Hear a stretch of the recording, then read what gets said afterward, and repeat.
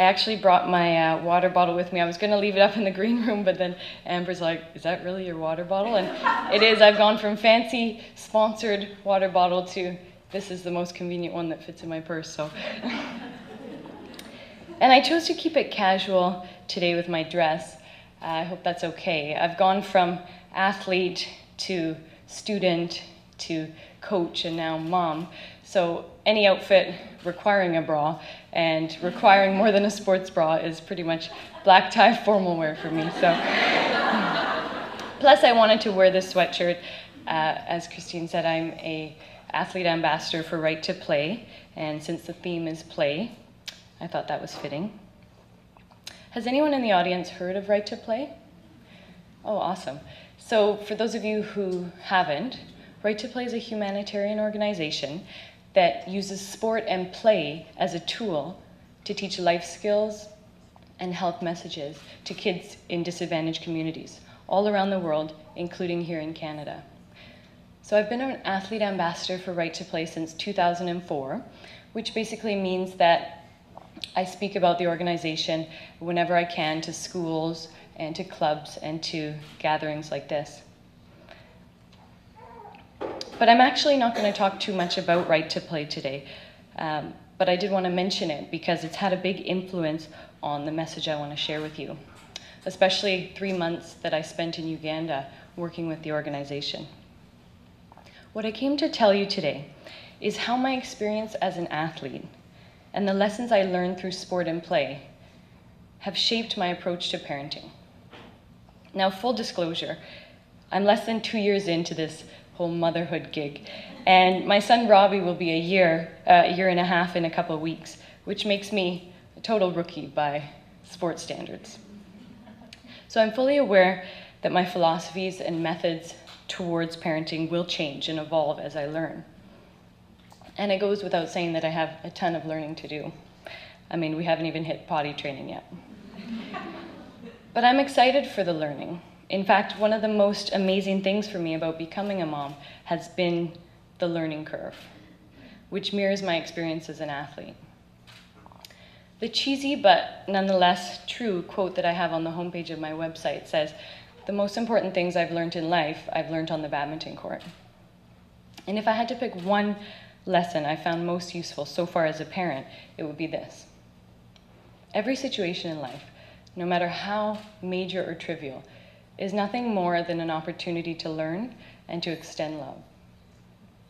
I know it sounds very Eckhart Tolle, Power of Now, but it is, except it has really had a big impact on my life and helped me maximize my experience as an athlete and now as a parent.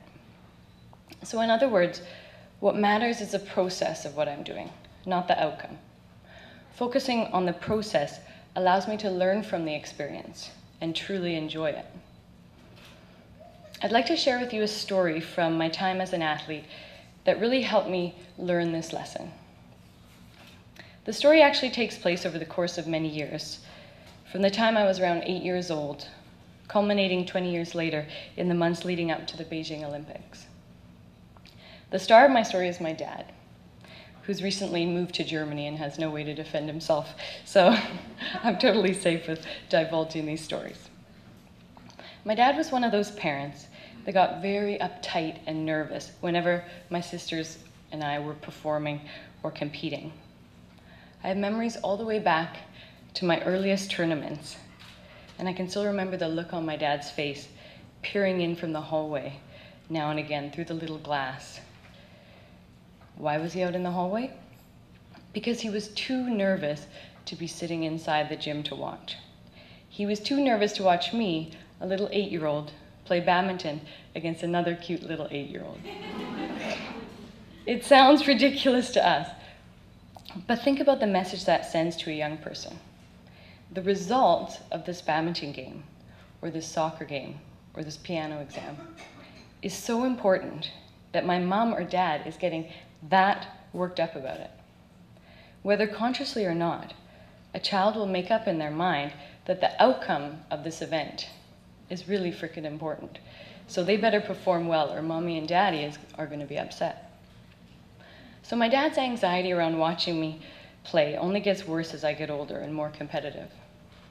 I start to interpret my dad's not watching as a lack of interest in me and what I'm doing, which for a teenage girl can be pretty heartbreaking. A few more years go by. I started playing the junior national circuit and competing in the junior national championships. My dad goes so far as to fly across the country to places like Montreal and Winnipeg without telling me, and then proceeds to stay in a hotel for the weekend, calling into the club to get my results each day. Then he'd show up briefly after the medal ceremony, just to let me know he was there. To him, this was the best way he could show his support. To me, I felt sad that he didn't get to share the full experience. Fast forward another 10 years, the Olympics.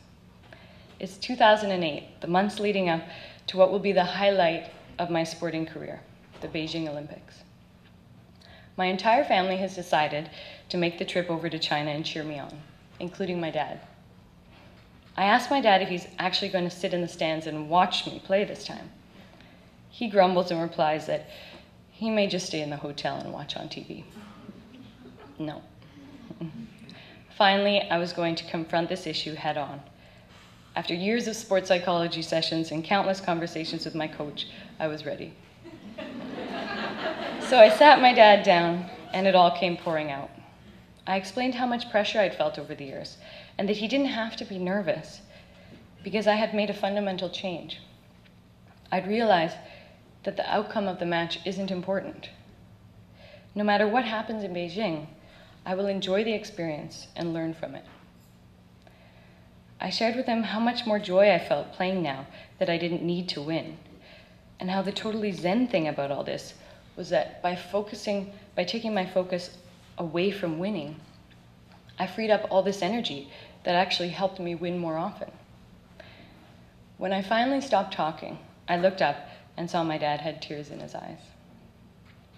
The reason I get so nervous, he said, is not because I want you to win for me. It's because I know how much badminton means to you and how much you work at it. All these years, I only ever wanted you to win for you. So my dad came to Beijing, and for the very first time in over 20 years, he sat in the stands for the entire length of all my matches. I can't express to you how special it was for me to be on that court, looking up and seeing my dad in the stands, cheering and smiling.